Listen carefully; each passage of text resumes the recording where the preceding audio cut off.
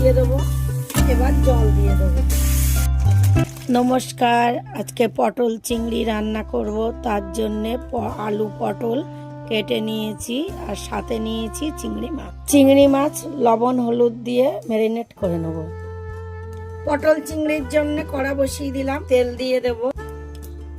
মাছটা ভেজে নেব। মাছটা ভাজা হয়ে গিয়েছে, এবার তুলে নেব। কড়াইতে তেল দিয়ে দেব। পটলগুলো ভাজা করে নেব।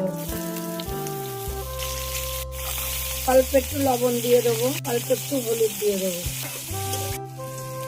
পটল ভাজা হয়ে গেছে, এবার তুলে নেব। তেল গরম হয়ে গিয়েছে, আলুগুলো ভেজে নেব। লবণ দিয়ে দেবো। আলুগুলো ভাজা হয়ে গিয়েছে, এবার তুলে নেব। পেঁয়াজগুলো দিয়ে দেবো। আদা আর রসুন বাটাটা দিয়ে দেবো। লঙ্কা বাটাটা দিয়ে দেবো। জিরে বাটাটা দিয়ে দেবো। একটু কষাবো। এবার টমেটো কুচিগুলো দিয়ে দেবো। লবণ দিয়ে দেবো, হলুদ দেবো। ভালো করে কষিয়ে নেবো। মশলার মধ্যে একটু জল দিয়ে দেবো। ভালো করে কষিয়ে নেবো।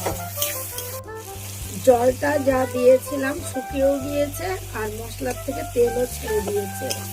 এবার ভেজে রাখা পটল আর আলুটা দিয়ে দেবো। কষিয়ে নেব। স্বাদ মতো চিনি দিয়ে দেবো। ভেজে রাখা চিংড়ি মাছগুলো দিয়ে দেবো। এবার জল দিয়ে দেবো। ঝোলটা ফুটে উঠেছে, এবার ঢেকে দেবো।